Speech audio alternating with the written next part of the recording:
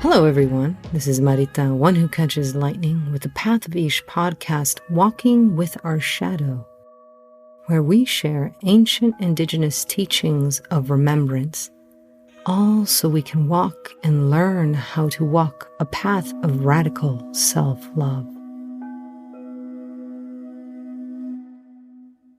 Hello, everyone. It's Marita, one who catches lightning with the Path of Ish.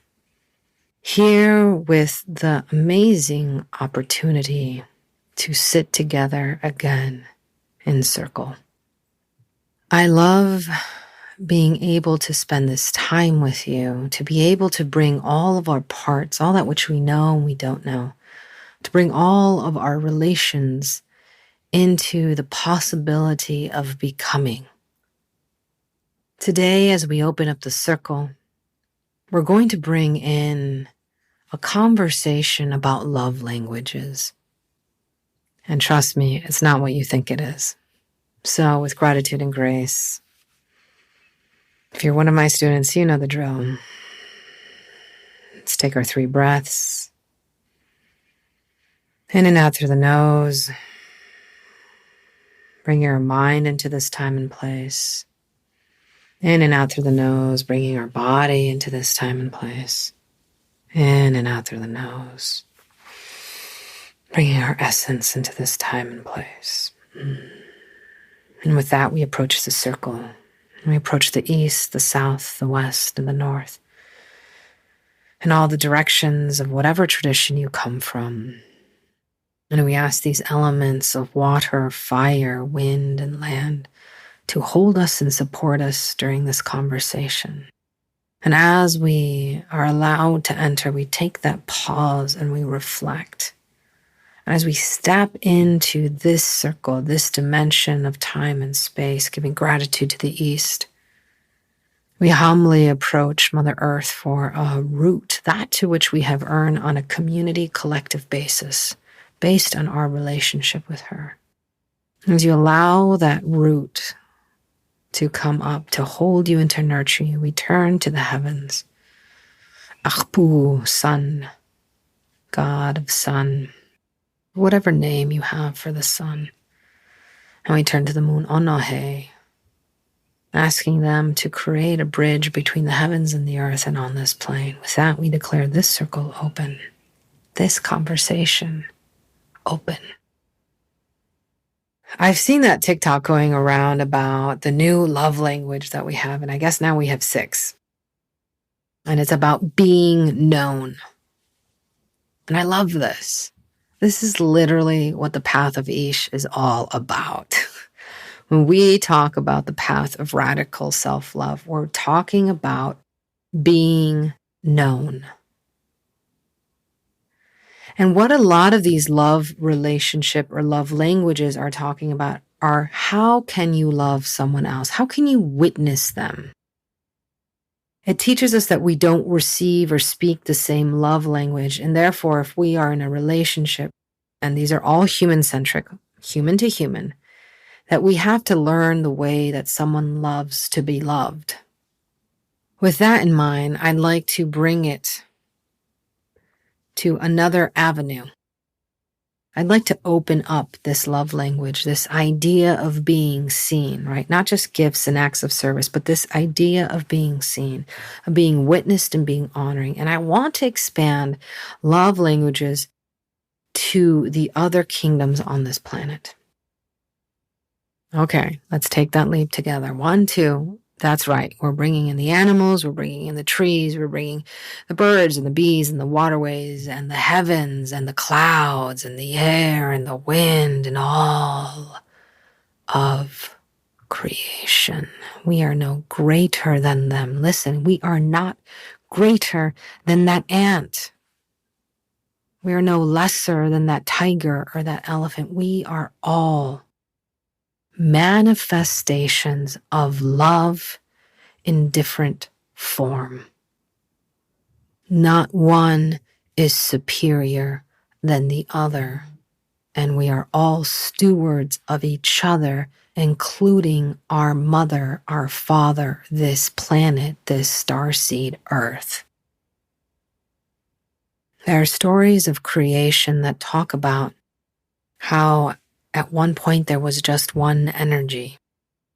In its relationship with itself, wanted to learn more about itself, wanted to manifest in different ways, and so created other beings in different parts of its image and likeness, air quotes over here, all different expressions of relationships and manifestations of love. Not only are you a manifestation of love here on this planet in a human body, to learn how to love and be loved in this form, but so are all of the other creatures and trees and plants and elements.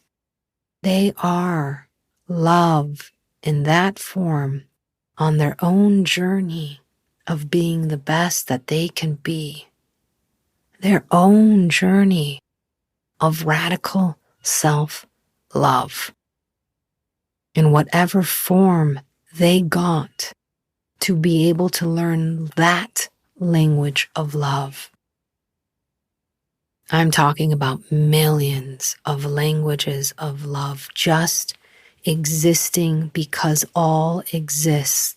The bamboo outside my window is a love language that is very different than the rain coming down outside, that is very different from the cloud that the rain came from the earth and the lava below.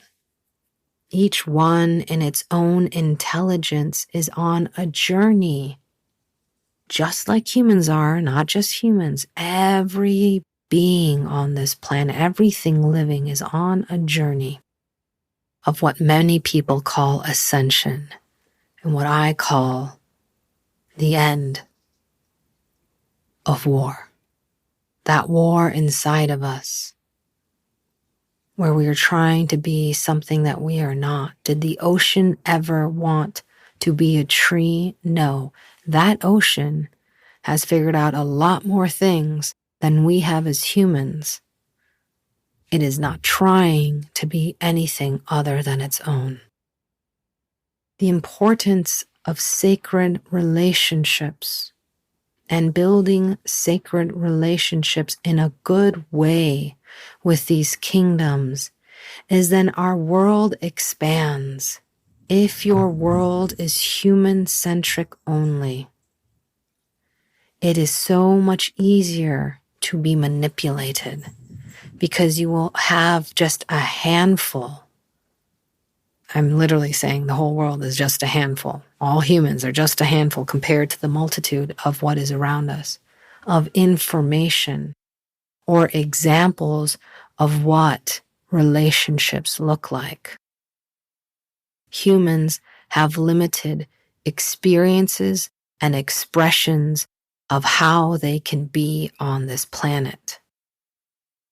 If you are just building relationships with humans, your relationships and your growth will be stunted.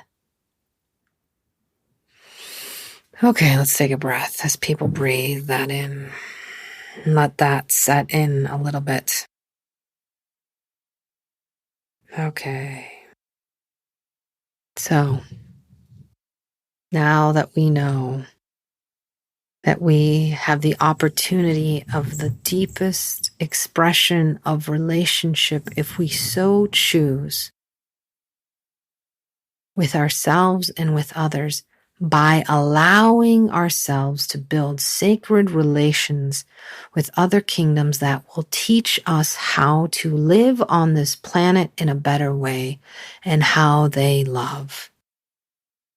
This is an invitation to open up your circle more, to not just think of the nature outside of whatever building you are, or if you're outside, amazing, as something that you're just being sitting in and have a minor role in character and participation. That nature means nothing or is just something to enjoy, there's nothing wrong with enjoying, but if there's no connection or to conquer or to heal or to save, then what you are imposing on nature are human-centric ways of relating. That's what I'm going to say it again. If you do not have an example outside of the human kingdom of how to build relationships, then when you go to nature to build a relationship with it, you will build it in the same limited way, imposing upon nature your way or form of human relationships, and it might not be at all how nature is evolving. That is why at the path of Ish, when we talk about the path of radical self-love, we are talking about the path of honesty. And that honesty is we learn how to build relationship with other kingdoms. How can I have an honest reflection of myself if the only thing that is reflecting back to me is another human? We don't approach trees just to hug them and impose our way of relating on them. And always we have exchange. We ask for consensual relationships with nature. We ask that tree, we introduce who we are, if it would like a hug or not, and if it agrees, we ask how it would like to receive love. Is that hug from us enough? Maybe it's only doing it to help you and it doesn't really want that hug. You know, when you've been hugged and you don't want a hug and you're doing it for someone else. Ooh. And so maybe the tree says, you know what? I want you to go water my friend over there. Yeah, with your water bottle. Go put some water on my friend, that dandelion. And you're probably like, why does a majestic tree want to feed this dandelion? Well, they're in relationship. So many times we make relationships about us. And then we live in that limited microcosm. And then we wonder why we're unhappy. That's why at the path of Ish, the path of radical self-love isn't just about you and your demons and you fighting everything. It's about you sitting and learning how to be in relationship with all of the kingdoms and then entering into sacred relationships that are consensual and from there receiving help. Not just instruction or wisdom, but receiving help. Building a team of alliances that are there to help you. One of the easiest kingdoms that we relate to is the animal kingdom.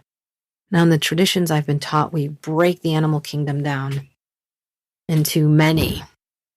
But for the purposes of this discussion, we will simplify it. There is that word spirit animal out there in the greater collective, in the colonized collective. And if you go to many native cultures, they'll just not understand what you're talking about. Or if you come to them and say, oh, my spirit animal is a wolf, they'll ask, oh, do you walk with wolves? Do you take care of them? What's the deep relationship that you're in? And most people say, oh, it was just a dream, or I got interested, or I Googled, or I tattooed something. And they will look at you like, what? That, in many circles, is not considered a consensual two-way relationship.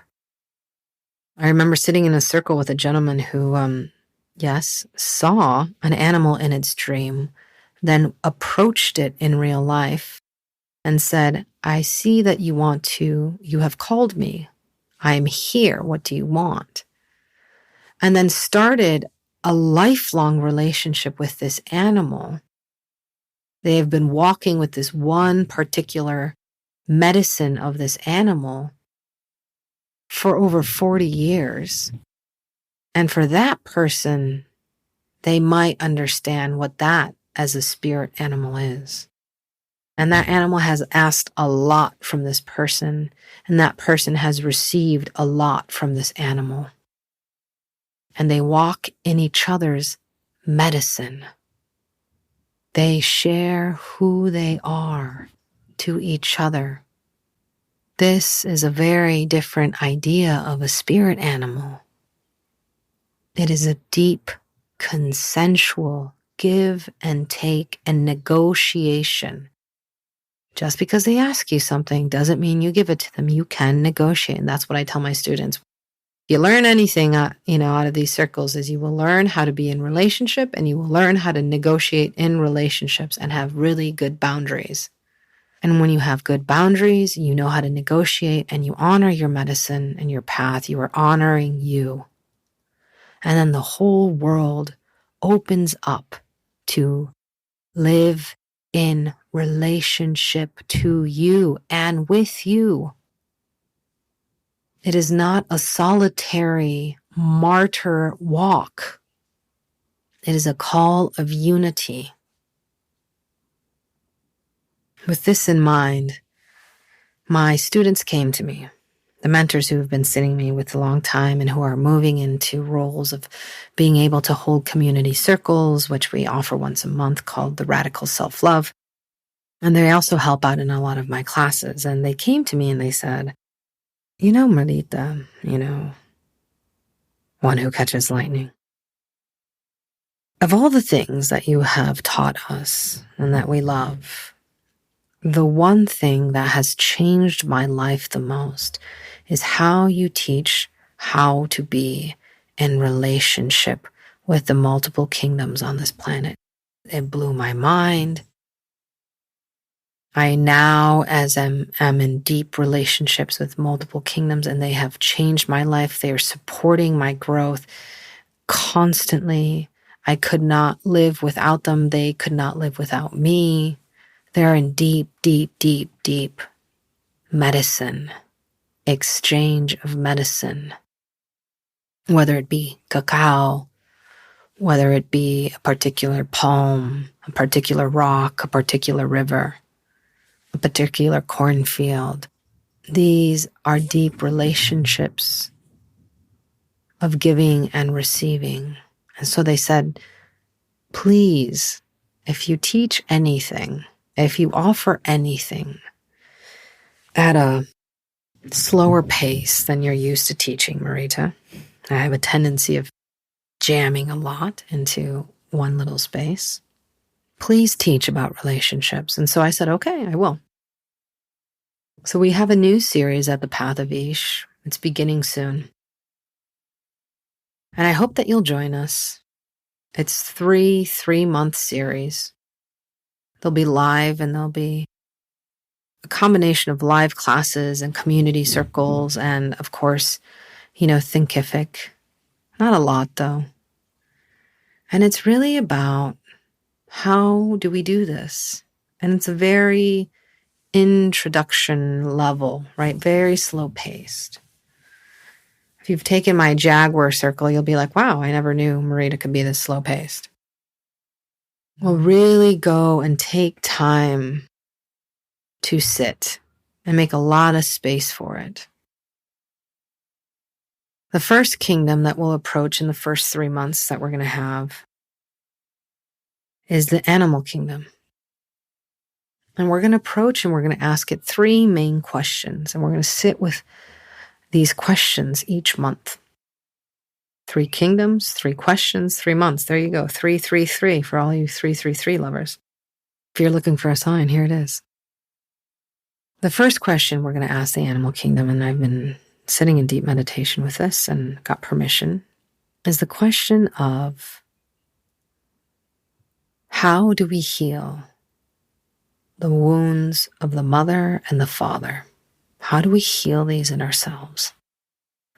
And so we're going to go to the kingdoms. So far, Fox has shown up. Who knows who else will show up to teach us about nurturing. And so we're going to sit and we're going to ask and we're going to learn. We're going to observe from the life cycle of Fox. We're going to see how they build relationship. And Fox is definitely here be an example here. Maybe for the class, it will be something else. Who knows? Who knows? It's up to them, right? Up to negotiating. But thank you, Fox, for joining us today. And we'll sit there and we'll learn how foxes in nature build relationships with other foxes, with predators that they have, and how they are predators as well. And how do they nurture themselves? How do we heal that wound that we have? So many people walking around with, how do I nurture myself? What is sustenance? What are things that are good for me and bad for me? And that deep, deep mother and father wound that so many people have, because we live in a society that is aimed to destroy families. And so we're going to learn from a kingdom that doesn't have that division. And then the second question we're going to ask is,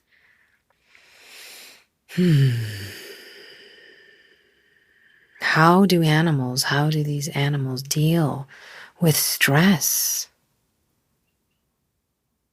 How do they do when their boundaries are being crossed? How do you create boundaries and then deal with them being crossed? And we're going to go to the animal kingdom and we're going to ask, and we're going to see who shows up to be an example. And we're going to sit with them. We're going to learn. We're going to observe. And you're going to have time outside of class to go out in nature and observe and learn how to approach in a good way and how to gift these kingdoms. So it's reciprocal, it's consensual. And the third question we're going to ask is, how are we in relationship to others? To our packs, to when we feel like we don't belong to the pack. If you haven't listened to my Lone Wolf episode, please listen to it. And that's what we're going to do. And we're going to go and we're going to sit and we're going to ask, get permission, and then go to these kingdoms. We're going to sit, we're going to listen, and we're going to learn. And we're going to welcome a lot of knowledge, right? Leave your wisdom at the door. You can bring in information, right? We all have information. But we're not going to come in thinking that we know everything. But if you love science and biology, that is welcome. If you have a deep relationship as a gardener or as a hunter or as one who forages or keeps the land, we're going to ask you questions. We're going to see how you've built relationships. Or as the mentors in the class who asked me to teach this, I'm making them come. How they've been building relationships. What does that mean to them? What does it mean for them to build a relationship with the animal kingdom? What does that look like? How much time do they put in? What do they get out of it? How essential is it for their everyday? And how has it changed their life? And as we sit in these circles of plática, we'll also sit in community circles that are always held by kingdoms. We'll sit in moon circles and build relationship there with the moon flow. And we'll learn from each other. And what we will learn and what will be open to us is a whole world of love languages that we never knew existed. And they can reflect back to us how to deal with our problems, how we are contributing to our suffering, how to be better in a relationship, how to show up in a relationship as ourselves, not as trying to figure out what someone wants from us. Building sacred relationships with other kingdoms will get you away from the game that you play with other human beings. And we all do it. And we do it for different reasons. But the main reason we do it is to stay safe, to be accepted, so we will be loved. The animal kingdom doesn't have the same politics. And please don't go off into democratic, all that. I'm talking between people, agreements between societies. They don't have the same as we do. Many of them are far more advanced in their evolution, far, eons more advanced in their evolution than we are. And many animal kingdoms right now are evolving and in a conscious way to know how to continue being a part of this planet, and they're doing so despite what humans are not doing in their evolution. We have a lot to learn. We have many opportunities to be in relationship, and I hope that you will join us. And so today, since Fox showed up very strongly, thank you, Fox. Thank you, thank you, thank you. In gratitude, and because they are allowing it, we will do a small meditation with Fox. I watch you as you just kind of reset and you take your 3 breaths. Resetting your mind.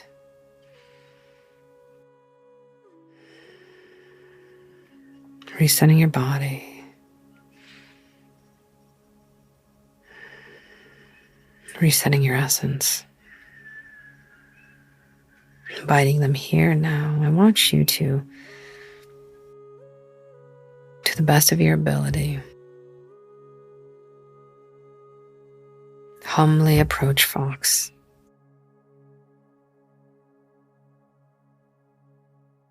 And ask it a question.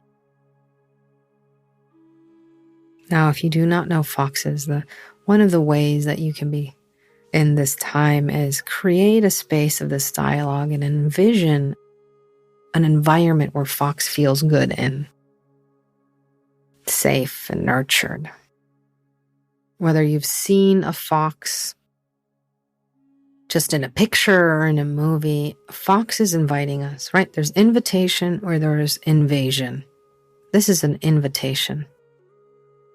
We're asking Fox to show us how it experiences the joy of being in relationship to the other kingdoms on this planet, to the grass kingdom, right?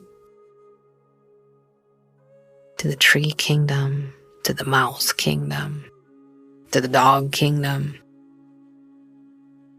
How it's part of this whole ecosystem. Its relationship to the riverways and the waterways. And how Fox is not separate from its environment. And its environment, its home. How it shares it with all of the other kingdoms represented in that ecosystem, in that environment.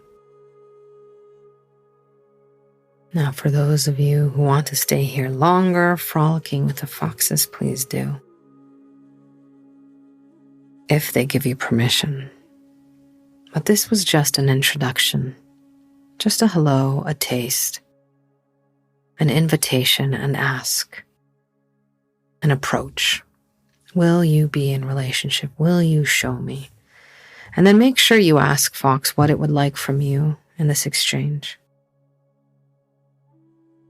Once you know that, we say thank you to Fox for meeting us here in this introduction, showing us its environment, its relationship with others. With that, we take our 3 breaths, slowly coming out, letting our body readjust, letting our mind readjust, letting our essence readjust. Let's rub our hands together.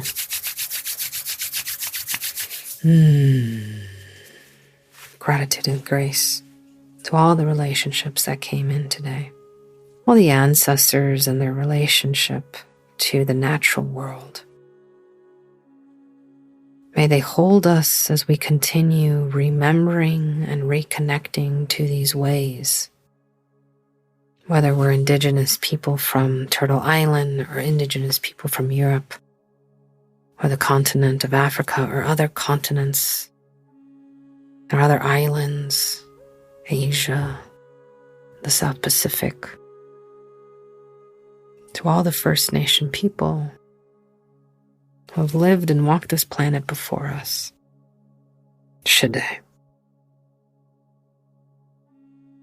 Thanks so much for joining me today. Thank you to all my ancestors and my teachers. And I hope that you'll join us on the path of radical self-love. Please join us in Jaguar Circle, and please join us in this beautiful new circle of building sacred relationships. We are starting in September, and we hope to see you there live or in the replays. Until then, I hope that you have an opportunity to consider the possibility of global love languages beyond the limited language that you have now. May all beings be free. Once again, it is with deepest gratitude that I bow to you for joining me on this podcast, this episode, this circle, this plática, this meditation, this remembering. I hope that you have stayed curious. I hope to see you in the circle again next week. So make sure that you like or follow. Until then, may you be blessed with abundance of peace and radical self-love.